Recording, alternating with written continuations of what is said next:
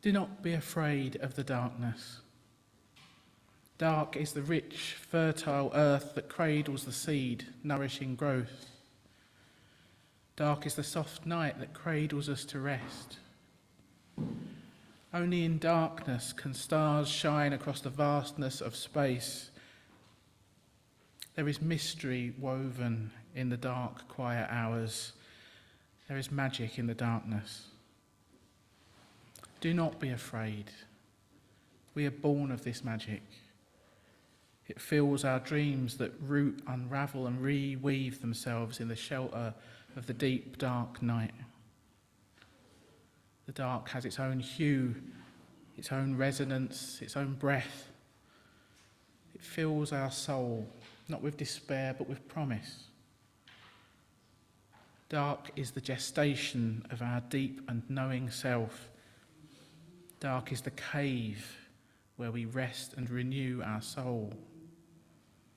We are born of the darkness, and each night we return to the womb of our beginnings. Do not be afraid of the darkness, for in the depth of that very darkness comes a first glimpse of our own light, the pure inner light of love and knowing. As it glows and grows, the darkness recedes. As we shed our light, we shed our fear and revel in the wonder of all that is revealed. So do not rush the coming of the sun. Do not crave the lengthening of the day. Celebrate the darkness here and now, a time of richness. It can be a time of joy. These opening words by Stephanie Noble. Welcome all who have gathered this morning for our Sunday service. Welcome to those of you here in person at Essex Church, to all who are joining us via Zoom this morning from far and wide, and indeed anyone who's watching this on YouTube or listening to the podcast at a later date. For anyone who doesn't know me, my name is Jane Blackall and I'm minister with Kensington Unitarians. This morning's service marks the winter solstice, and as such it's a celebration of all things wintry and dark. What wisdom might we glean from these darker months of the year, from the shorter days, the bare branches and the fallow fields? The days will be lengthening again soon enough, but let's not be in too much of a rush to look forward to spring. As Hilary Nichols says in the words that are on the front of your order of service, and indeed if you're at home, the full text of this service is available on the website under past services. Hilary Nichols says, "Every season offers its special wisdom. Winter brings the opportunity to slow down and turn inward, beckoning us to come back to ourselves. It's also a time of letting go and an invitation to deeply listen to our bodies and nurture ourselves with extra love and kindness." So with that in mind, this morning, let us celebrate with the subtle gifts of this winter season. But before we go any further, let's do what we always do and light our chalice. We do this every time we gather.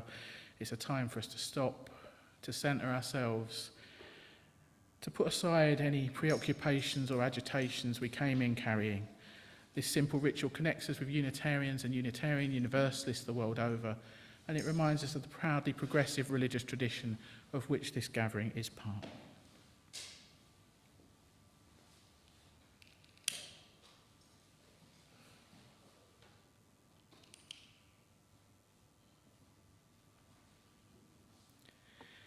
In the heart of winter, we light this chalice in honour of the endless dance of light and darkness that plays out through all the days and all the seasons of our lives.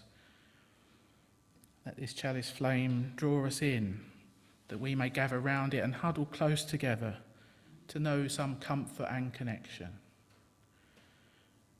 And may this little light make us more aware of the darkness that enfolds us at this time of year, that we may welcome its restful and soothing embrace and savour all of the gifts that this season brings. And as it's also the fourth Sunday in Advent, we're going to light our fourth Advent candle. So far we've lit them for hope and peace and joy, and this fourth one is traditionally lit in the name of love.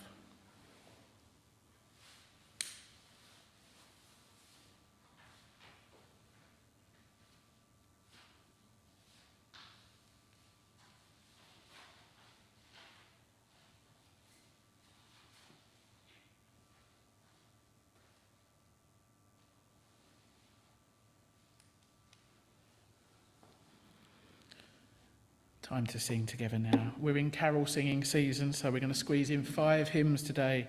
I've mostly picked ones that have got a particularly wintry feel or some earth-centred imagery. The first one is on your hymn sheet, The Holly and the Ivy.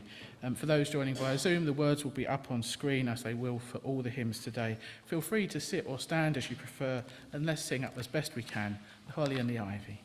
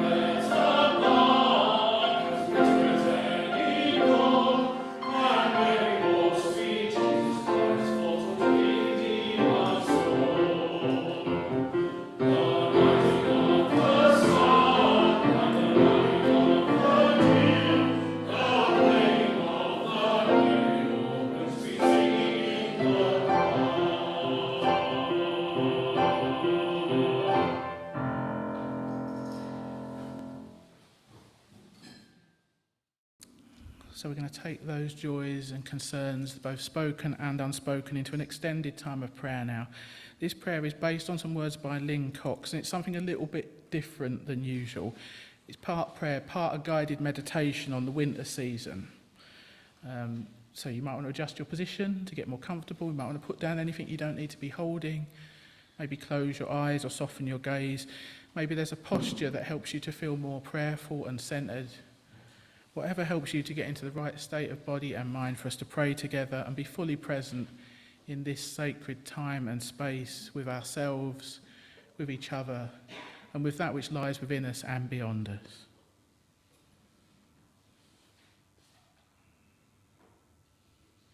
Spirit of life, God of all love, in whom we live and move and have our being, we turn our full attention to you, the light within and without, as we tune into the depths of this life and the greater wisdom to which and through which we are all intimately connected.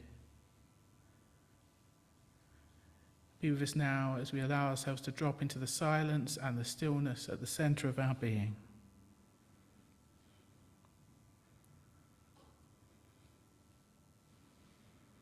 We pause this day as the path of the sun reverses, seemingly holding its place for a moment of turning. Let us delve into the gifts of darkness at the time of winter solstice. Let us follow curiosity and contemplation into the cold earth, taking a journey to the world below the surface, where we might find the burrows of hibernating animals, the acorns stashed away by squirrels, the seeds that will not sprout until they wait through frost and ice. We know that life finds rest and renewal in the darkness. So may those who are weary find comfort. May those who are struggling find meaning and companionship. May those who are injured or ill find recovery. May those who hunger find abundance. Let this be a time of healing and hope. And may the dreams of the dark lead us to share these gifts with one another. And now let our imagination return to the surface where the cold ground meets the crisp air. Here we might notice the migration of birds moving to find places where they can thrive for a season. We might observe the trees that appear to sleep and yet hold sap that will start to rise again before the spring. And we see that not everything lives through the winter, yet all that has lived returns to the earth and is transformed. So let this be a time of resilience. May the changing seasons bring new insights and new meaning. May creativity and persistence lead us to find enough resources for all to share. May those who migrate find safety, and may there be good news in the wind. And may transformation lead us ever onward.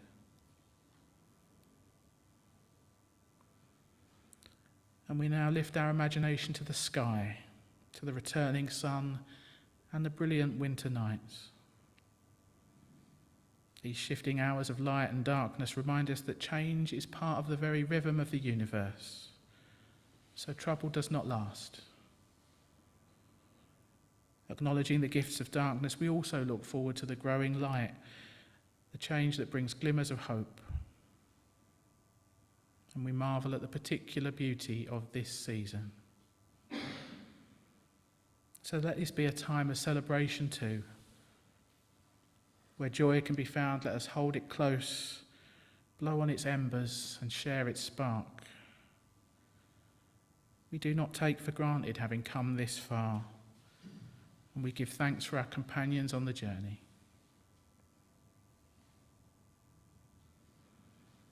And in a few moments of shared stillness now, may we speak inwardly, silently, some of those deepest prayers of our own hearts, the joys and the sorrows we came in carrying in our own lives and the life of the wider world. Let us each lift up whatever is on our heart this day and inwardly ask for what we most need.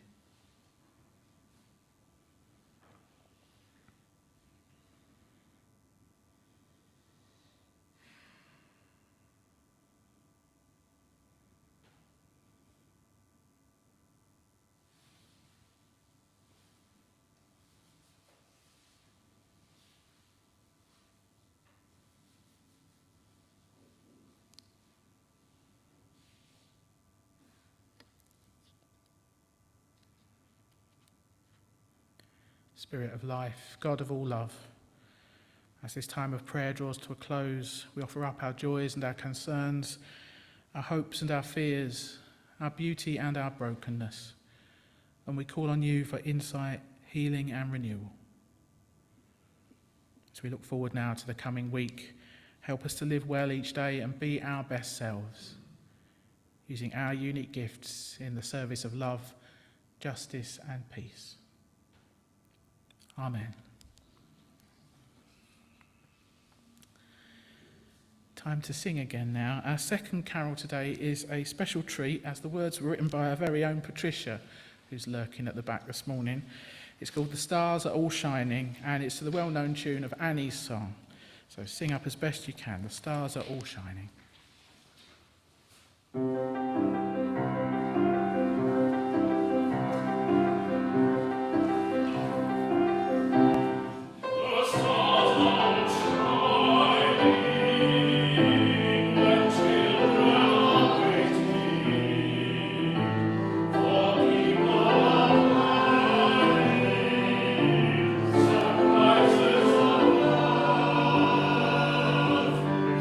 Thoughts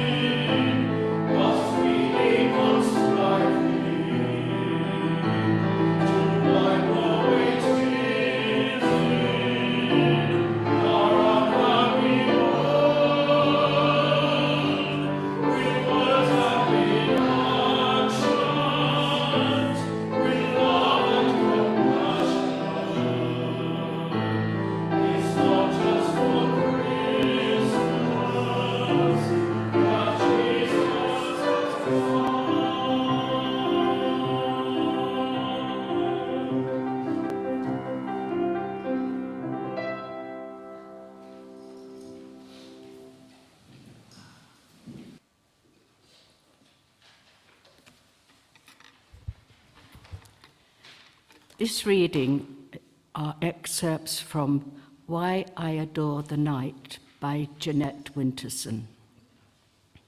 It's human to want light and warmth.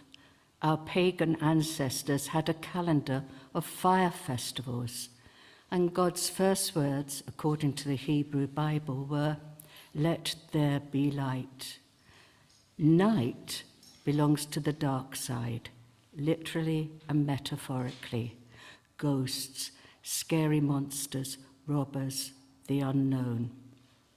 Electricity's triumph over the night keeps us safer as well as busier, and whatever extends the day loses us the dark. We now live in a fast-moving, fully lit world where night still happens, but it's optional to experience. Our 24/7 culture has phased out the night. In fact, we treat the night like failed daylight. Yet, slowness and silence, the different rhythm of the night, are a necessary correction to the day. I think we should stop being night resistors and learn to celebrate the changes of the seasons and realign ourselves to autumn and winter, not just turn up the heating, leave the lights on and moan a lot. Night and dark are good for us. As the nights lengthen, it's time to reopen the dreaming space. Have you ever spent an evening without electric light? Make it a weekend, get in plenty of candles and lay the fire if you have one. Prepare dinner ahead and plan a walk so that we will be heading for home in that lovely liminal time where light and dark are hinged against each other. When friends arrive from London, high on electric light, like hamsters on a 24/7 wheel, I slow them down by feeding them food with darkness sealed in it, deep red venison stewed in claret, carp from the bottom of the river, root vegetables grown in rich black earth. Just as our bodies use the sun to store up vitamin D for the winter, so the root vegetables common to autumn and winter have used their summer foliage to lock in the sun. There is a wonderful alchemical image of a black sun, dark, not radiating outwards but inwards. And that packed-in power is what you get in the autumn root vegetables. Little red turnips and ruby black beetroot, small rough brown swede, and deep orange rounds of carrot are dark suns. We are seasonal creatures. The override button is scarcely 100 years old. Give the body back its seasons and the mind is saner. It's a mistake to fight the cold and the dark. We're not freezing or starving in a cave, so we can enjoy what autumn and winter bring instead of trying to live in a perpetual, climate-controlled, fluorescent world with the same day in, day out, processed, packaged, flown-in food. Food, fire, walks, dreams, cold, sleep, love, slowness, time, quiet, books, seasons. All these things, which are not really things but moments of life, take on a different quality at night time, where the moon reflects the light of the sun, and we have time to reflect what life is to us, knowing that it passes, and that every bit of it, in its change and its difference, is the here and now of what we have. Life is too short to be all daylight. Night is not less, it's more.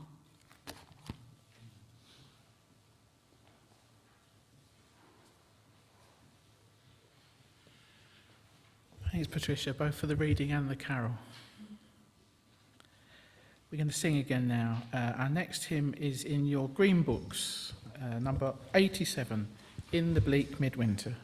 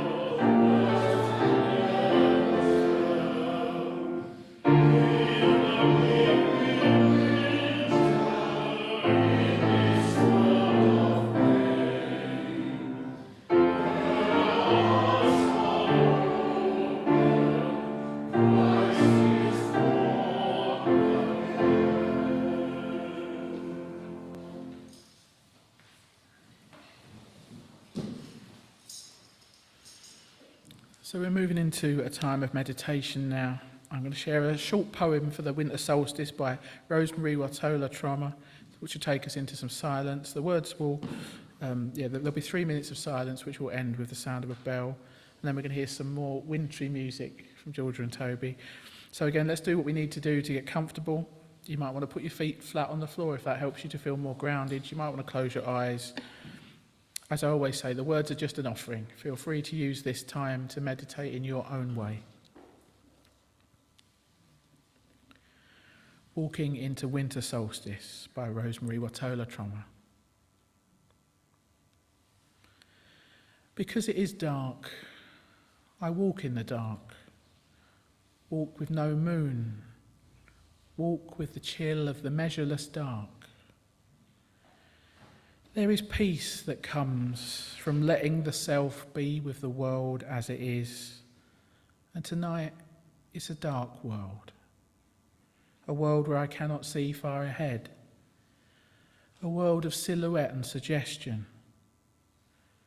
A world that seems to cherish whispers and relish mystery.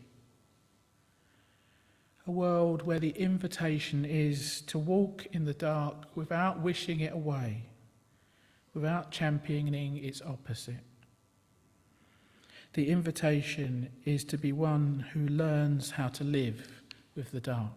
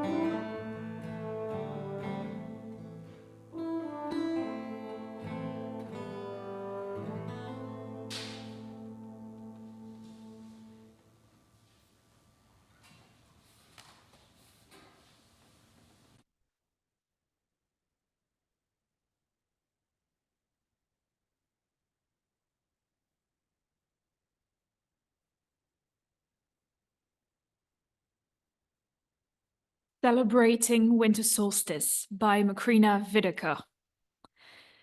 There is a tendency to want to hurry from autumn to spring, to avoid the long, dark days that winter brings. Many people do not like constant days bereft of light and months filled with colder temperatures. They struggle with the bleakness of land and the emptiness of trees. Their eyes and hearts seek color. Their spirits tire of tasting the endless grey skies. There is great rejoicing in the thought that light and warmth will soon be filling more and more of each new day. But winter darkness has a positive side to it. As we celebrate the first turn from winter to spring, we are invited to recognize and honor the beauty in the often unwanted season of winter. Let us invite our hearts to be glad for the courage winter proclaims. Let us be grateful for the wisdom winter brings in, teaching us about the need for withdrawal as an essential part of renewal. Let us also encourage our spirits as earth prepares to come forth from this time of withdrawal into a season filled with light. The winter solstice celebrates the return of hope to our land, as our planet experiences the first slow turn toward greater daylight. Soon we will welcome the return of the sun and the coming of springtime. As we do so, let us remember and embrace the positive, enriching aspects of winter's darkness.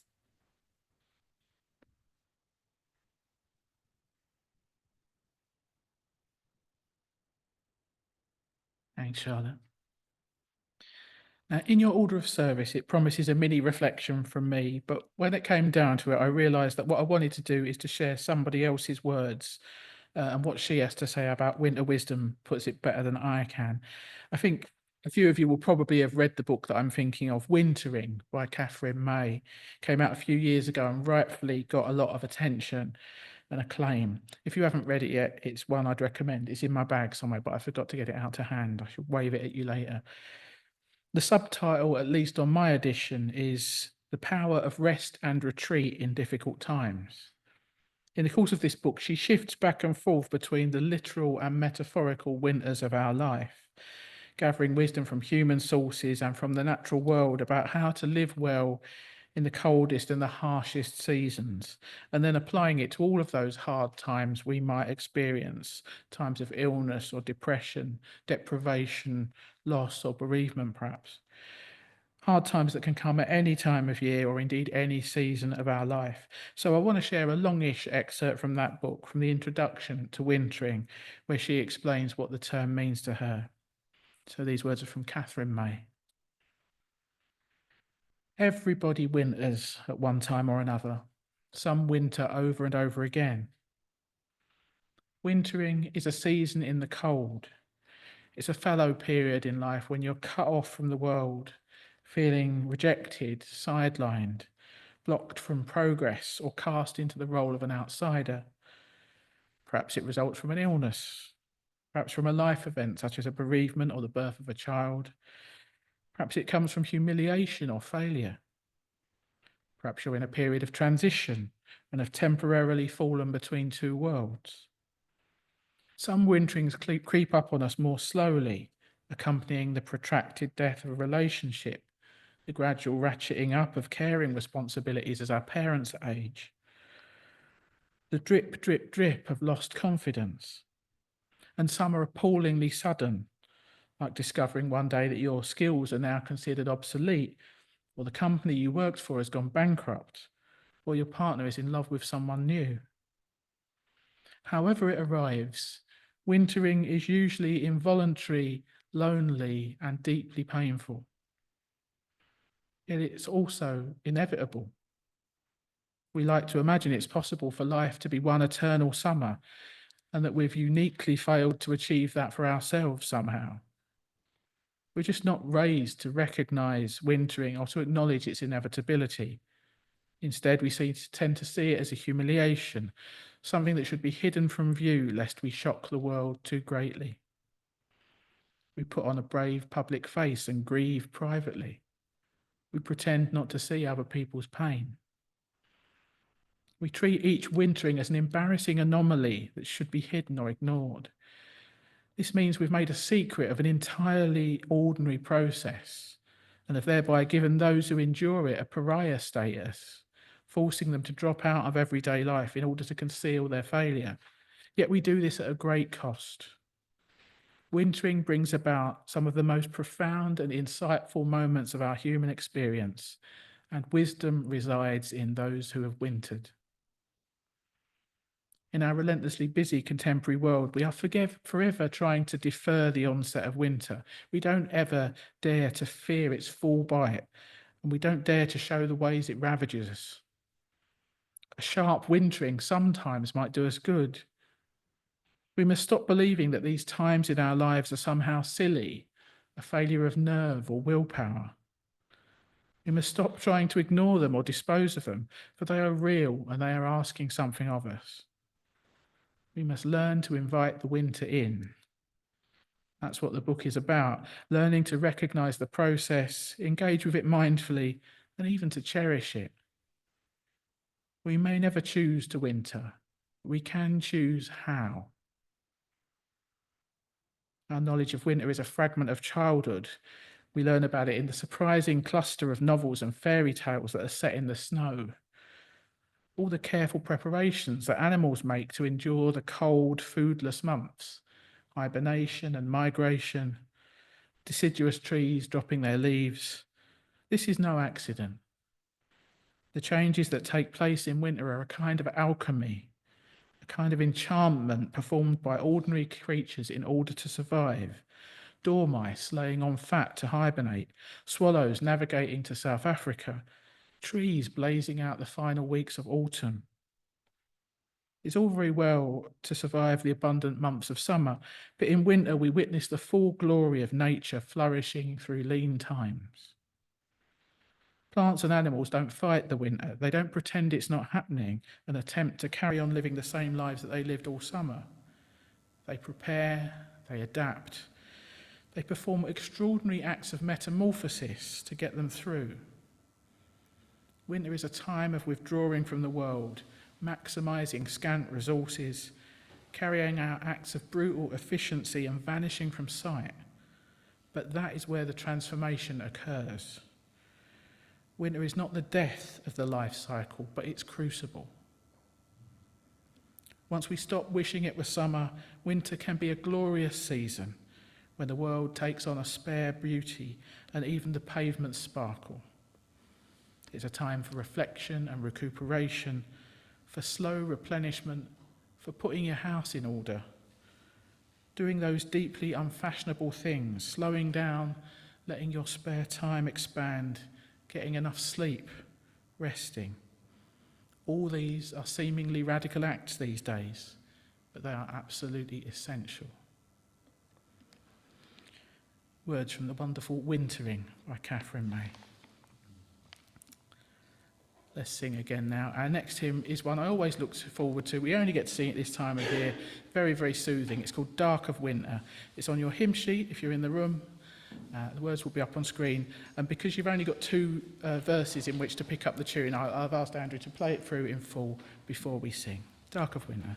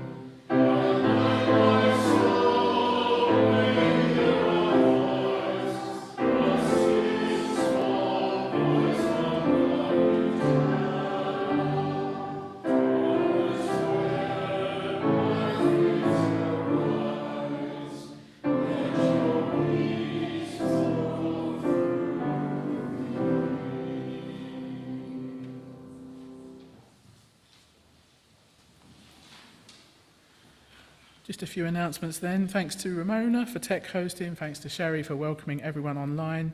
Thanks to Patricia and Charlotte for reading, and also Patricia for greeting, and David doing the tea. Thank you to Andrew, Benji, Georgia and Toby for lovely music today.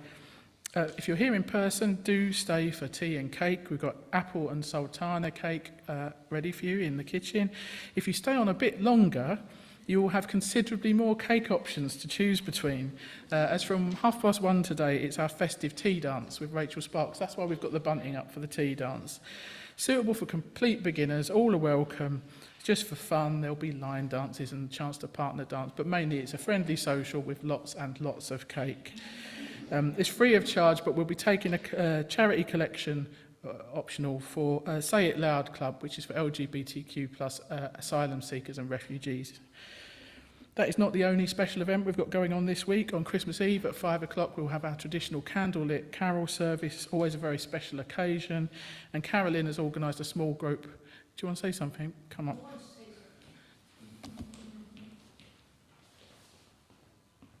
So there's a Christmas meal open to everyone after the wonderful carol service.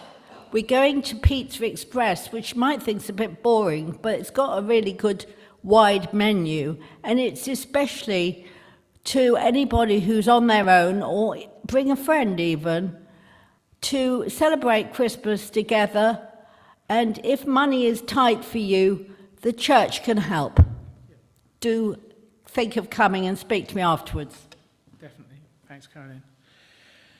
What else do I need to mention? This Friday at 7, we've got our online Heart and Soul Contemplative Spiritual Gathering, a Christmas special. The Sunday and the Friday regulars, and indeed anyone who wants to come, can come along to that. So get in touch if you want the link.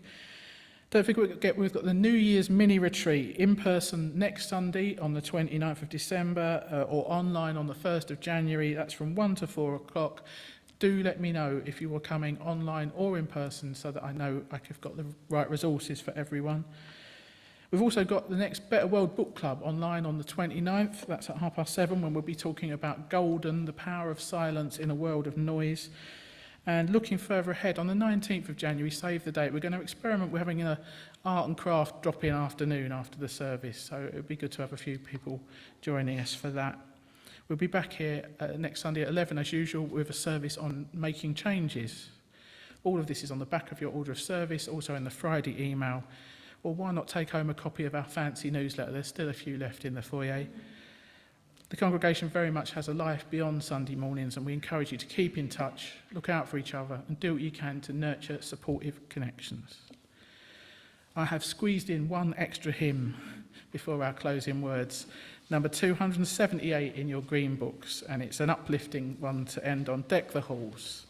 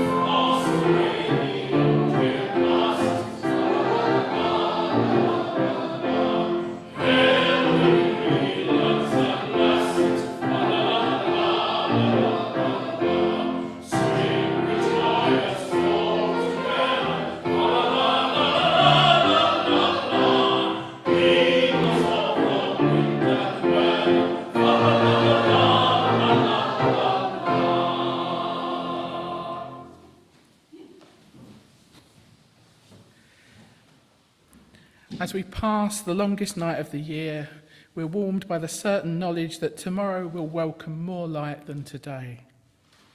As it has for eons, for billions of years, the coming of light brings life.